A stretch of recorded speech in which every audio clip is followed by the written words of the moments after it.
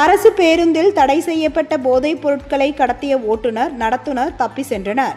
திருவண்ணாமலை மாவட்டம் செங்கம் புதிய பேருந்து நிலையத்தில் பெங்களூரிலிருந்து திருவண்ணாமலை வழியாக மேல்மருவத்தூர் செல்ல நின்ற அரசு பேருந்தை போக்குவரத்து ஆய்வாளர்கள் சரவணன், சங்கர் ஆகியோர்கள் வழக்கமான ஆய்வுப் பணியில் ஈடுபட்டனர்.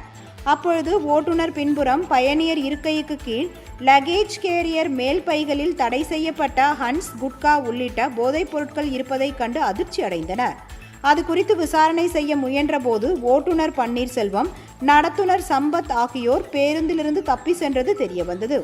இதனால் பேருந்து மேற்கொண்டு இயக்க முடியாததால் பேருந்தில் பயணித்த பயணிகள் அவதியடைந்தனர். இது குறித்து போலீசார் வழக்கு பதிவு செய்து தப்பி சென்ற அரசு பேருந்து ஓட்டுநர் மற்றும் நடத்துனரை தீவிரமாக தேடி வருகின்றனர்.